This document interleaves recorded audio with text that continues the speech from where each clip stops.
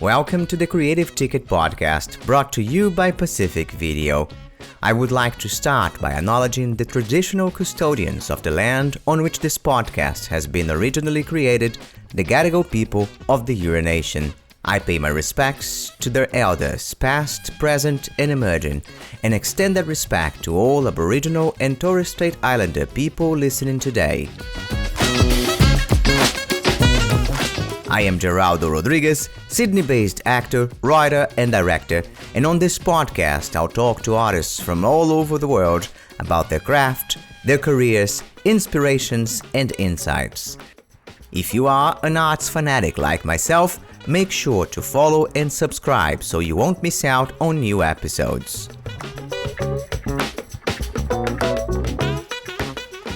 Craig van Waardenburg is an Australian actor and writer living in Perth, Western Australia. He has worked in more than 21 feature films, short films, and TV series, and he received the Oniros Award for Best Supporting Actor in 2019 for his performance as John on the short film Darkest Age.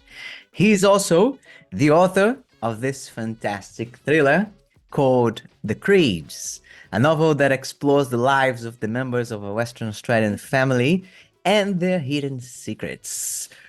Welcome, Craig. It's such an honor to have you on the show. Hi, Jerry. Great to see you again, my friend. Craig, you were the first actor that my wife and I met when we came to Australia. We were together on the set of Rampant Electra, and you delivered such a powerful performance as Leonard Kerrigan, a bloodthirsty but elegant mobster. How was that experience like for you? Look, he was a really interesting character to sort of get a hold of. Bloodthirsty and elegant. What a lovely way of putting it, Jerry. Look, he was just a thug. He was an interesting character to try and get a little bit of a hold of. I've played characters like that before, but Leonard was probably just a little bit different. He had a lot of backstory, he had a lot of baggage going on.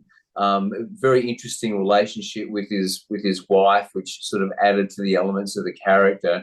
Very much a diverse kind of character. You're right. He was very much a bloodthirsty kind of guy who it was his way or the highway, and he was fun. I really enjoyed him. And how do you go about playing a character that's sort of a villain? Is that something that you go for the emotion, the energy? Do you draw on some backstory? How do you create that type of character? Yeah, it's a good question.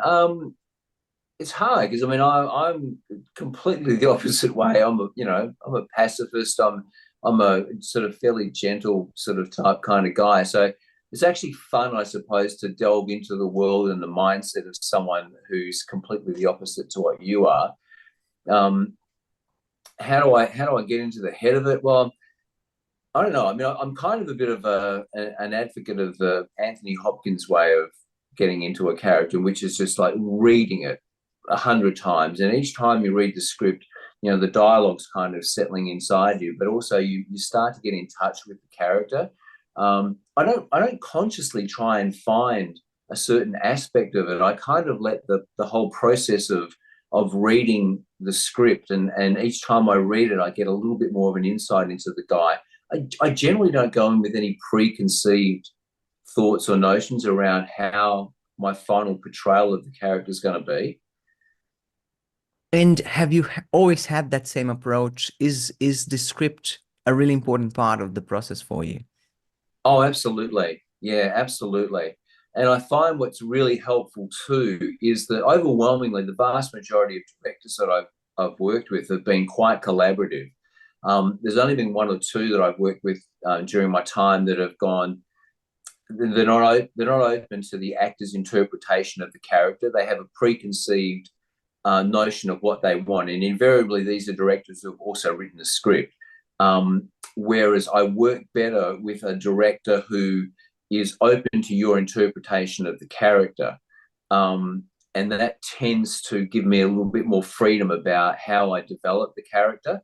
And usually, if I'm allowed to do that and follow my process, everyone's pretty happy with the outcome. Does that make sense? Sure, sure, it does. It does. And uh, is there an element of play? Do you enjoy playing a villain, or is it Mate, harder? uh, no, I love it. I love it. It's as you know, I do a lot of role play work, which is what that you and I did a fair bit of. And there's a character in a role play that I've been doing over here called Much Ado About Hector. And he is a psychopathic narcissist who happens to be in charge of this company. And I've been playing this guy for about 10 years. I've done thousands of performances as him. And he's, I suppose, if ever I have to play a character like Leonard, there's always an element of Hector involved in this guy because I've been playing him for so long. It's not that difficult for me to go to that spot. Do you know what I mean? Because I've been Sure. playing this guy for so long. It's just a matter of finessing and fine tuning certain characteristics. Amazing. And you, as you mentioned, role play. Yes, we've Yeah, worked together doing role play quite a bit over yeah, there in Perth, and I find it fascinating because it's yeah. such an interesting way to exercise your craft, to act, to perform, and many hours a day, many days a week. How do you go about role play? Do you find it's also a sort of art, or is it more of an educational type of work? Oh, look, I mean, say a writer writes, an actor's got to act, and over here in Perth, and in fact, probably over in Sydney as well. There's not enough work around that we can be acting and practicing our craft every single day, and you can only do so many self tapes, and you can only go to so many classes. So I think this is where the role play kind of comes into effect because you get to act and it's usually live. You're in front of an audience, or you're doing it for the police or for the Department of Justice, whatever it might be. But I love it, and invariably there's a fair bit of improvisation involved in it as well, so it's never every performance is different because a lot of the time your performance, you have to respond to what the audience is doing and what the audience is saying to you. We have a lot of playback in our the sort of roles that we do, the sort of the role play work that we do. So every day is different. I love it. It keeps you on your toes, and it's the improvisation side of it that I think is really satisfying. And as you mentioned, Greg, you're such a lovely, gentle person, and it's Oh, always fun to be around you. I think that's one of the things that makes role play great is the camaraderie that we have with yeah, the friendship that we form with the group. for Uh, sure. is that what drew you into acting? Or what? How did you get into acting? Well, long story short, I always wanted to be an actor when I was younger. So when I left school, because I'm pretty old. So when I left school, It doesn't look. there was You no don't look old. 65 in August, buddy. um, so when I left school, I wanted to be an actor. So that's what I did. So there was only theatre around in those days back in Perth. So I got into a theatre troupe and we did some plays at the Playhouse, the Hole in the Wall, and various other things. But there was not a lot of money to be had in it. So I persevered for probably about 2 years.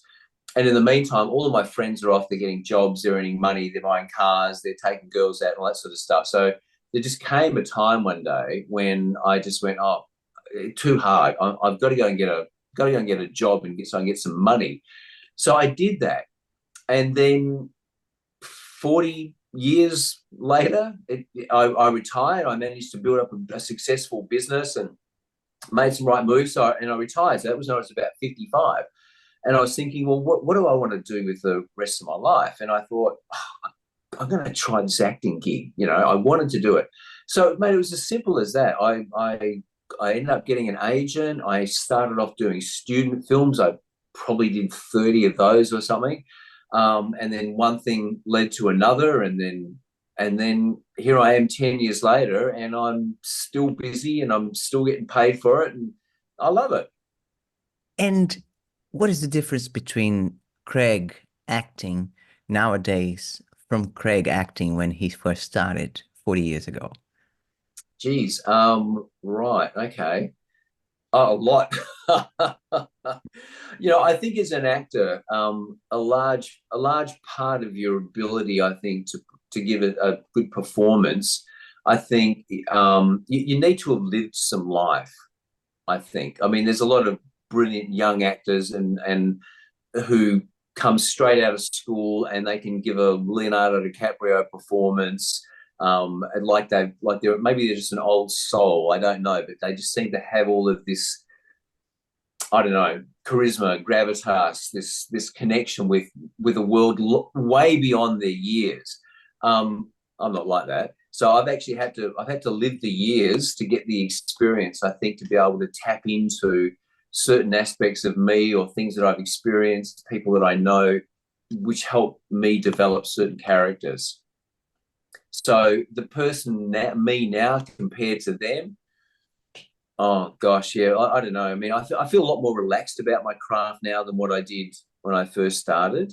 I have a lot more confidence in my ability, and I think that helps you approach each character with a certain relaxedness, so you're not quite so uptight.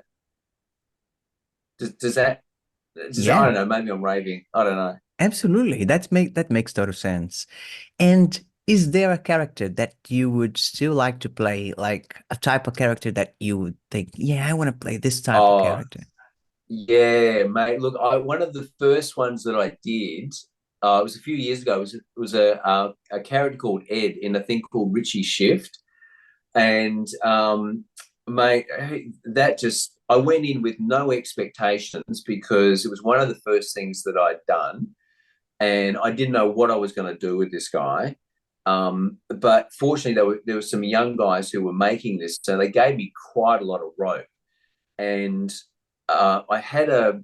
It's amazing how this kind of makes a big difference. But I had this really good connection with the guy who I was playing opposite, a guy called Alistair Cook, brilliant young actor. I think he's over in Sydney now.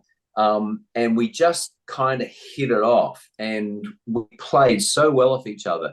It was he was a he was a bit of a psychopath. He'd just come from freshly killing someone. Oh, it was his wife actually.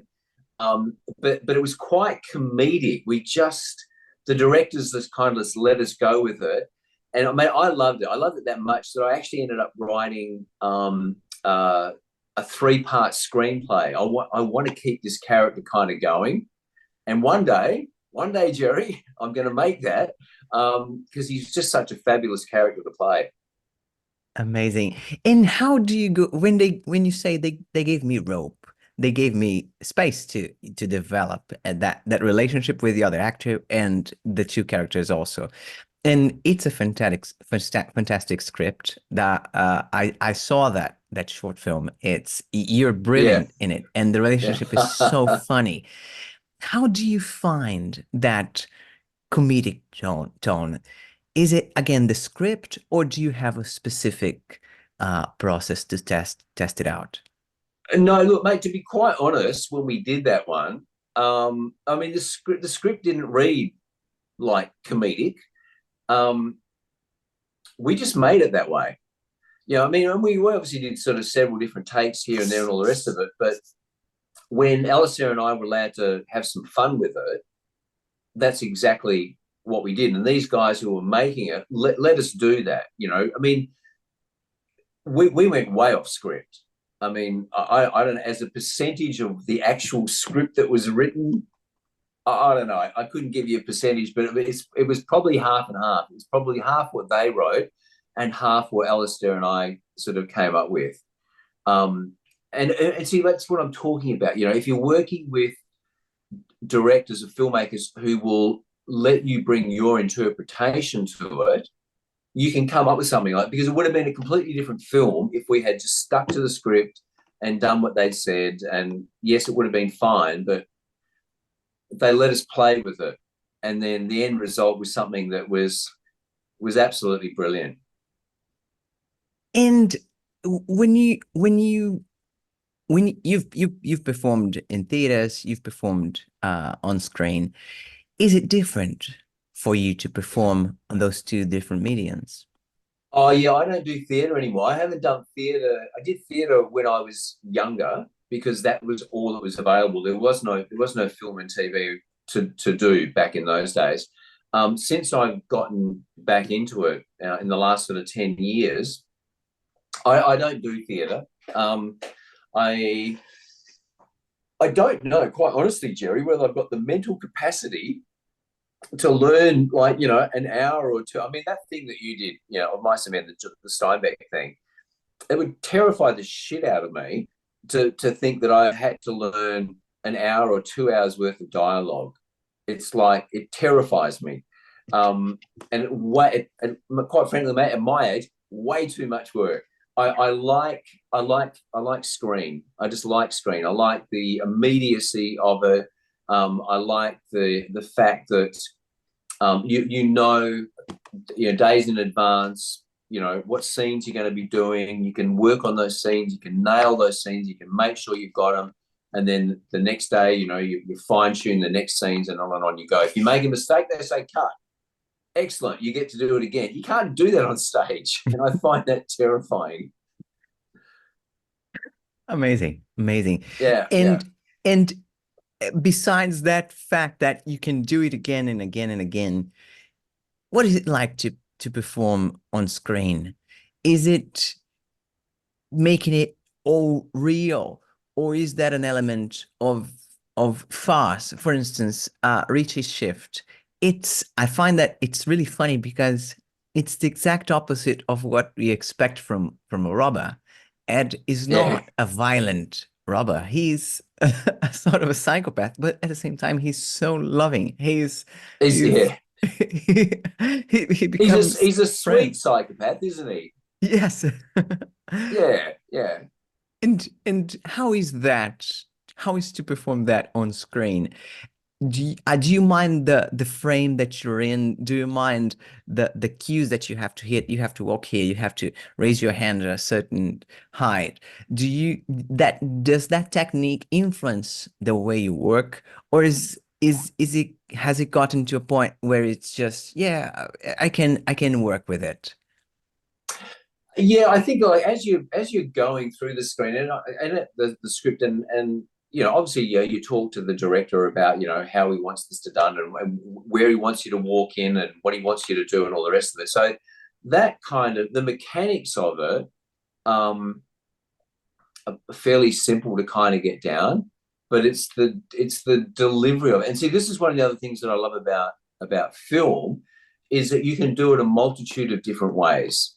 You do it this way, you do it the way that the director says, and what he wants, and you give him what he wants, and then it's cut. And then most of the time, if you say to them, well, look, I want to do this again, but I want to do it a little bit differently, if they've got what they want from you initially, 9 times out of 10, they're happy to do another take, and you bring something different to it.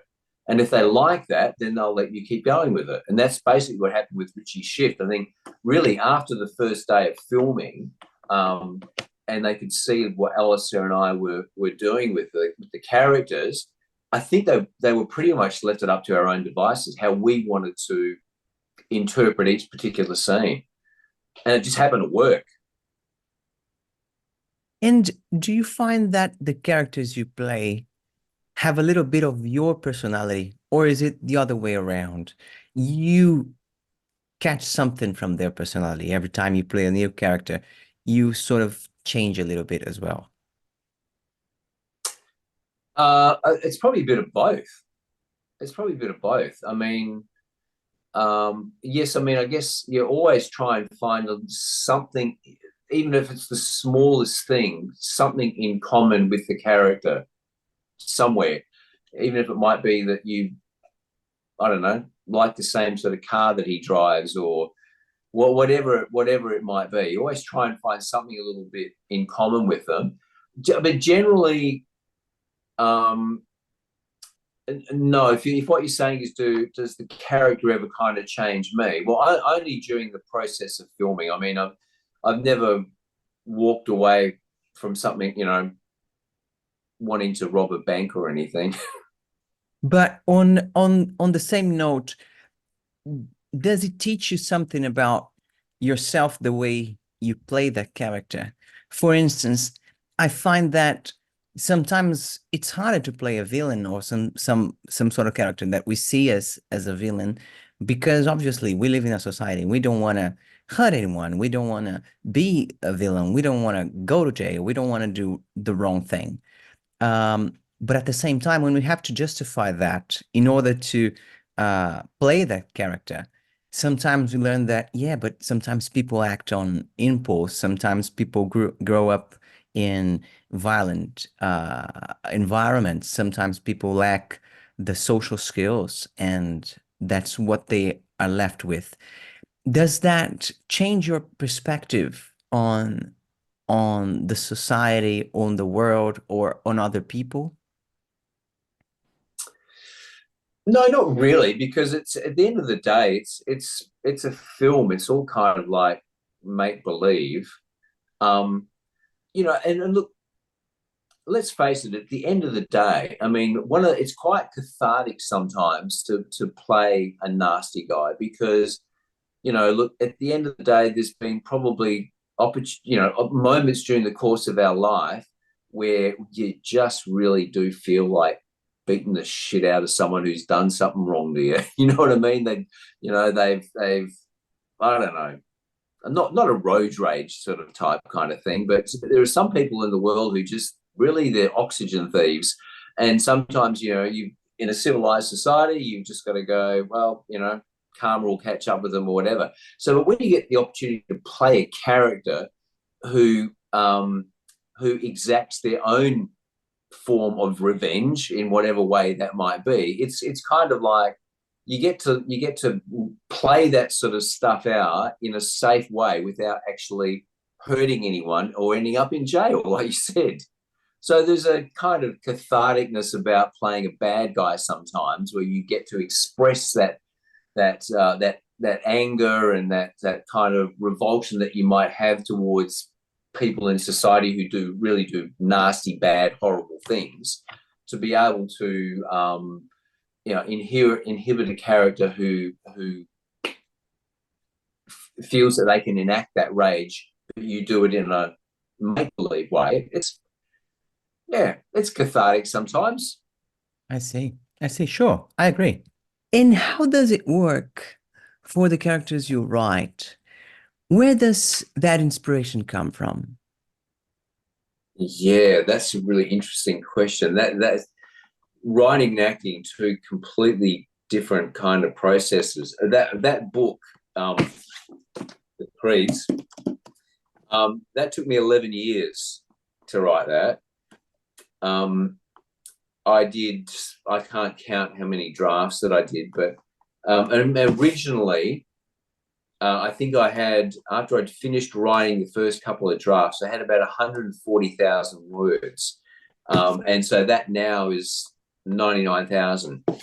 So I had to cut a huge amount from it. And it's a really, really interesting process, because I think when you're first writing a novel, the idea is like the first draft is just wild writing. It's just whatever comes in your mind. You don't want to filter your imagination, and you don't want to it's like second guess yourself. I mean, for me, it was just get everything out onto the page, and it probably took me a year, maybe a year and a half, to get that first draft or two down. And then that's when the work really begins. The next few years were just rewriting, editing, and like I said, I ran it past some people, and the first thing was way too convoluted, way too many characters, and way too long. So I had to go about refining that, dropping, and that's the hard part in writing, is the actual editing process and dropping so much off. I probably got another book just sitting there in the deleted section of my laptop. Yeah, it's hard because and it's always clear, where do the characters come from? Is that what you were asking? Yes, and how do you, what inspired you to write the book, and how did the characters come about? Yeah. Well, it's it's kind of it's slightly autobiographical, Jerry. Um, which is saying a bit considering what the content of the book is. You really have to kind of read it and then I suppose make your own guesses as to what you think might be autobiographical and what might not be. It's very gritty, but a lot of it is set in the suburb where I grew up. A lot of the stuff around the coming of age school stuff is based around the school that I went to. A lot of the characters in there are people that I've either came across in my life or heard about. And obviously there's a lot of embellishment that goes into it as well, because at the end of the day, you want it to be a good story. You want it to be captivating. You want it to be gripping, you know. You want people to be intrigued. You want them to turn the next page. So a lot of it just comes from, like I said, you know, references in your life to certain things that you've experienced or heard about or read or seen, and then making that into some sort of a cohesive, interesting kind of story that's got its ups and downs. And for me, the book it's really interesting how not just the subject matter, not just the themes, but also how it feels like you are able to look into the lives of these people through a microscope and actually delve into what goes inside their heads, inside their hearts. Have you always had that scientific approach, that scientific look at life and at people? Or is it something you developed with your acting career, with your writing career? Or is it something that always drew your attention? How do people behave? What's going on inside their minds? How did you build that sort of knowledge? Yeah, I guess I've always found people quite interesting, and I've always been I guess, an observer of people. Um, I've always had an interest in the underbelly of society. Um, I don't know why. I just have. I mean, I don't know. My brother, who's passed away now, he was involved in that to a certain extent when he was younger, before he passed away. So I guess there's a bit of a fascination about what he was actually involved in, and I got to meet some of these people on the odd occasion. So I'm pretty sure there's probably some reference material there. But look, I've always been fascinated by watching people, what people get up to, their reactions, how, and particularly kind of like the darker element, the darker side of society. And do you consider yourself a good people reader? Oh yeah, I like to think so. Yeah, I like to think so. Is it required to be a good actor, a good writer, to be a good people reader? I think you have to be observant of people. I think you need to um, it's like I said earlier, I think for me, being an actor, I've gotten probably better the older that I've got, because of the experiences that you have, and you the interactions that you have with people. And I think the same pretty much goes for being a writer. I think the older you get and the more experiences you have, the way that you deal with people, and the interactions that you see, I think they mold the writing process to a large extent. Um, yeah, I mean, over that 11 years that it took me to write that book, I'd say the way that I observe people, and the way I've changed the way certain characters in the book interacted with others, and some of the stuff that they got up to, was probably influenced by the changes that I went through in my life. And Craig, another thing that um, strikes me as interesting in your creative process. So you had this successful life in as a businessman, as a professional, and then you turned back. You went back to acting. Um, easy Easier now that, let's say, you don't have that same pressure as you had in the first days of acting. Is it Yeah, funnier? Is it do you find it more fulfilling now that it's not about making, just, of course, you get paid, you work a lot, but it's not like you have to earn a living every day just from yeah, acting. absolutely. That, and I think that's where a lot of the enjoyment comes from, because I don't have to act to earn a living. I simply, wholly and solely do it because I love it and I enjoy the process. The creative element to it. I know I've had a lot of friends who I've met over the course of the years who they're much younger than I am, and they're very, very passionate about what they do. Um, but they've got to get that gig because they got to pay rent, they've got to live. This is how they've decided to spend their life, and this is the career path that they've chosen. And it's tough, man. It's tough if if you don't get that gig, you don't get that ad or whatever it might be.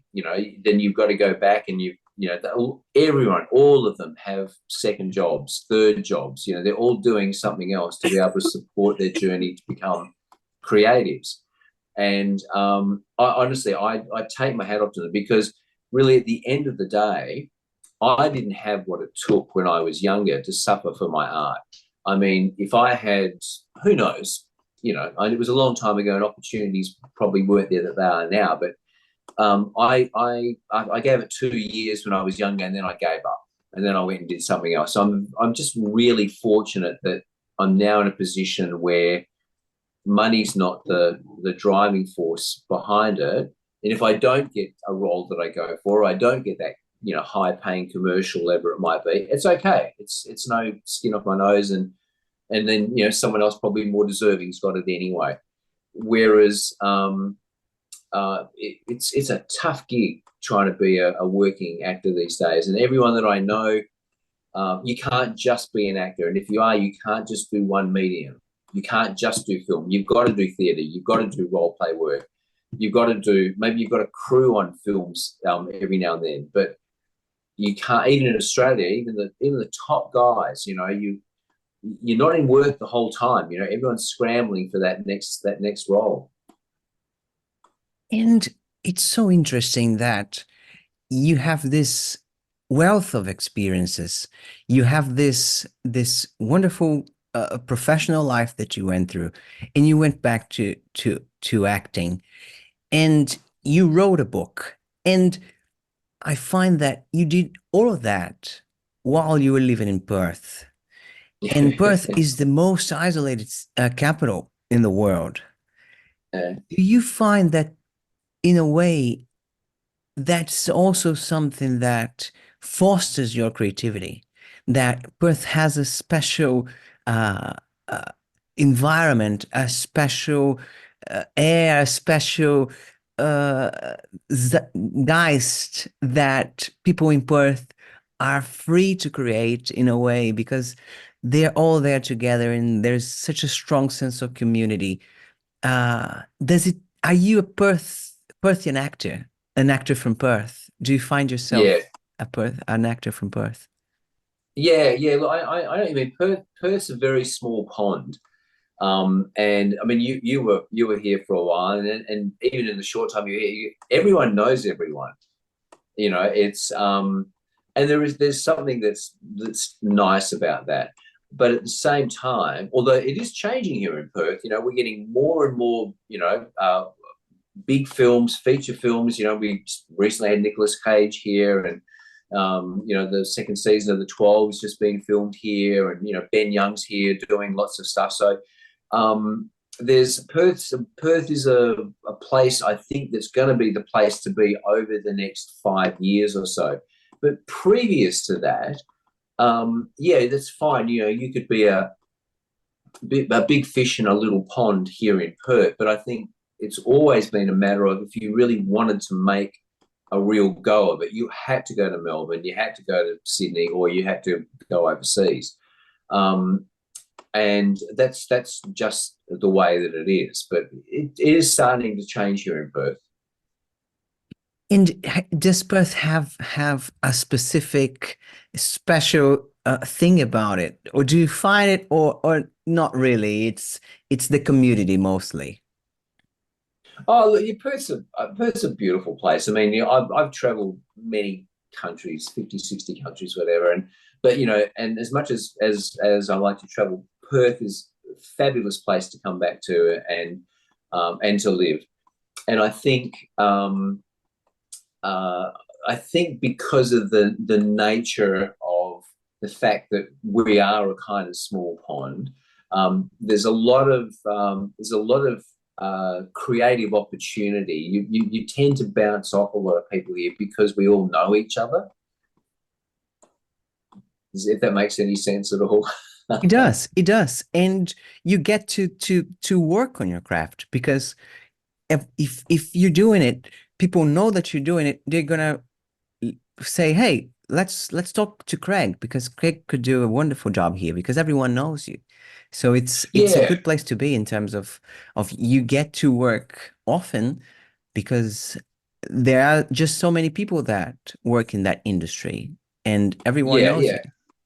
Yeah, I do find that, and a lot of my acting friends find that as well. That you know, once you've been here for a little while and you've done a few things and people see you, yeah, you still have to audition and stuff like that. But you do get a lot of people who will go, they've seen you in something and they will contact you and so like Rampage Electra was a great example. I mean, I didn't have to audition for that. I was very, very fortunate in that the guy who was originally playing it, he couldn't play it for whatever the circumstances were, I don't know, but he had to drop out.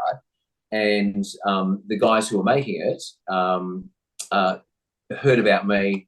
We had a coffee meeting. They told me about the script, and that was it. I was on it. So I don't know whether that would happen too much in a place like Sydney or Melbourne because it's too big, it's too vast. There's so many great actors over there that to try and get yourself noticed would be a lot more difficult than it is here in Perth. And Craig, you've let's say restarted acting, let's say 10 years ago, but you Yeah. have a wealth of knowledge, a wealth of experiences from your whole life. Do you see yourself as an experienced actor?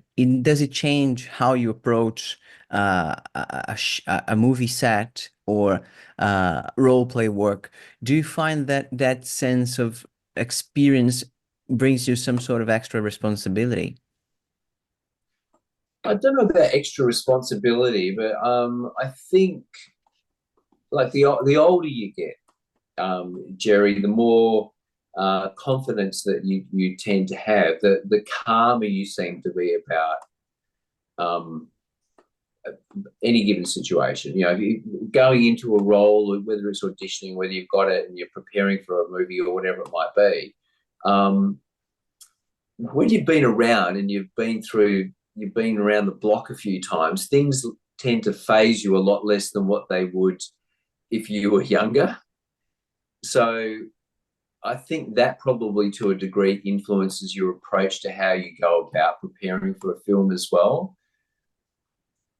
You're not quite so highly strung about it. It's kind of you have a certain relaxedness about your approach, and I think that's probably good for the performance as well. Not a lot worries me these days, mate. And was there a specific moment or something specific that happened that triggered you? Yeah, it's putting in perspective. We're here. It's supposed to be fun, and we're supposed to be relaxed. How did that insight come to you? Oh, gee. Oh, look, you know, we've we've had some sort of, we had some, like everyone, we've had some ups and downs and some moments in our life that have kind of give you a bit of a reality check about what's important and what isn't important. And I think once again, this is a whole part of the, as you live your years and you have your experiences, there are certain things that happen to you that give you a perspective on life, and you start to realize, okay, look, fine, we're making movies, but we're not curing cancer here. We're not solving the world's sort of lack of food or whatever it might be. And you kind of go, you tend to take yourself a lot less seriously, I think, and so you have a real perspective for what is important in life. And it's not making movies or doing commercials or acting in plays or things like that. It's really about the people that you surround yourself with and your loved ones, and how you treat other people, being kind, being compassionate, all of that sort of stuff is far more important than what we do. And do you find that is the same goes for writing? Does it get easier as you get older, as you get more experienced? Oh, I don't know. I mean, I've only written the one book, and I'm shy about starting another one because the last one took me so bloody long. I mean, I've got a lot of ideas, like I said earlier, I've written that screenplay for the Richie Shift one, and I've revised that a few times, and I'm talking to a good friend of mine, a guy called Ben Matai, who's a brilliant filmmaker over here. We actually worked with Ben Young over in Atlanta on that last film we did with Billy Bob Thornton, brilliant guy, about him and I doing that as a bit of a project. So, look, does it get easier? Yeah, I don't know. Ask me when I've written the second book. Do you have plans of writing a second book? Yeah, look, I could do. I mean, I got, like I said, I mean, there's 50 or 60,000 words that I dropped off from the first one that I've written. So there's a lot of stuff there, a lot of characters there. But I don't know whether I'd want to go down the same road as the Creeds. It's very gritty. It's very dark. There's a lot of very interesting sort of subject matter on there. I don't know. I think I'd probably like to look at doing a comedy of some sort. Because I've got a good sense of humor. I can be a funny guy. Absolutely. I'm not necessarily Absolutely. the dark psychopath that all my characters make me out to be. Absolutely.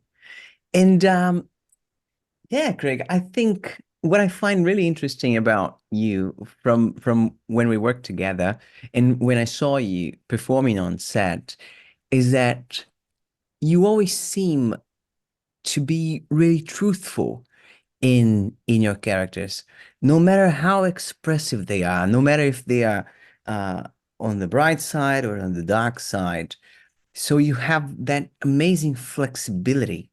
And I think the same with writing, because each character on the creeds, you can sort of feel how different they are to one another and how different they feel to one another and how different their experiences are and how broad the story goes. And I'm thinking if that's from those 40 years where you were not uh, creatively working. Of course, you were being creative on your day-to-day job, but you were not working in the creative industry in a way. So if you spent those 40 years just absorbing everything, and then now that you have the possibility, now that you have the resources, you're just using all of that. Is that so? Do you find that? I think so. I think so. Yeah, I mean, I think writing a book is a very cathartic kind of experience. Because the interesting about like writing a book is, as opposed to like making a film, you've got one character that you're basically concentrating on learning, and of course, the sub characters and characters around you who you have a relationship with. But when you're creating characters in a book, you're responsible for all of them. like if you're doing a film, you're responsible for your character, nailing that character, how he interacts with everyone else, and all the rest of it. But primarily it's your character. But when you're writing a book, you're responsible for all of them, and that's a really, really intriguing kind of journey to kind of go on about. And I don't know. I mean, I've not had any formal training around writing and what was the right way to do it and how to develop characters. It just kind of came about that, and you had to switch from character to character and get inside each of those characters' heads when you're trying to work out how they're responding to what's going on, or what's their motivation going to be for them going down this road and doing this kind of thing, and then how's this person going to respond to it. It's like, if you've got, I don't know, there might be 50 characters in that book, and each one of them's come out of my imagination. But you have to make each one of them believable or likable or despicable or whatever it might be. It's a really, really interesting process. And I think that's why the rewrite and the editing process takes so long, because when you just initially put it all down, you just open up and just spew all these words onto the page, that's one thing. But then you've got to try and make sense of them. And I think that's why it takes sort of so long, because and then when you read it and you go, no, I don't believe that guy. I don't believe what he's saying or what he's doing. And you need to try and find out why that is, and then change it, whether it's his reaction to something or whether it's something he says, so he becomes a believable character. It's really, really interesting. Honestly, I don't know how these, like, Wilbur Smiths and all the rest of it, how they just keep churning them out like one a year. I don't know how people do it, because it's a journey. Amazing. Craig, there is a question that I ask all my guests, and I find it's a hard question. It's not that easy, but I find that I'm really interested to hear what you have to say. And the question is, what do you think makes you, you? If someone saw you walking on the street, how would they be able to tell, oh yeah, that's Craig? Geez, mate, that's a curly one. How would they be able to tell it's me? Well, maybe they've seen my Powerball commercial, mate. It's everywhere at the moment. I don't know, Jerry. I don't know, man. I'm just, I'm nothing special. I'm just me. I'm just, I think that's at the end of the day, I think it's just a matter of just being your own true, authentic kind of self. I really don't care to a great degree what people think of me. I think it's more important that, your true, honest, authentic self. I generally call a spade a spade. I don't tolerate idiots and dickheads. I'm a bit of a warrior for justice. I don't like seeing kids getting pushed around or women spoken badly to or animals kicked. And I'm usually probably the first one to step up and say something if I see that. I don't know, mate. I'm just me. Yeah. People either like me or they don't like me. I really don't care too much. I've got the important people in my life, my partner, Kate, and, my family. I've got a couple of good friends. I'm not the kind of person who needs, 1,000 friends, whatever. If I've got a few people that I can talk to when I need to, and at the end of the day, that's all I care about. Amazing. That's a very good answer. That's the only one I got. It was amazing listening to you, Craig. It's such a wealth of experiences and a wealth of realizations. You've created so much. You've created so many characters, and you've written this amazing book. Thank you so much for being on the podcast with me. It was an honor to have you. No, absolute pleasure, Jerry. Great to see you again, my friend, and I hope all's going well over there. Thank you. Thank you for listening to the Creative Ticket podcast. If you enjoyed the episode, please remember to share this with your friends and family and subscribe so you can stay up to date with new episodes. Feel free to reach out to hello@pacificvideo.com.au for feedback and suggestions. We would love to hear from you. Take care.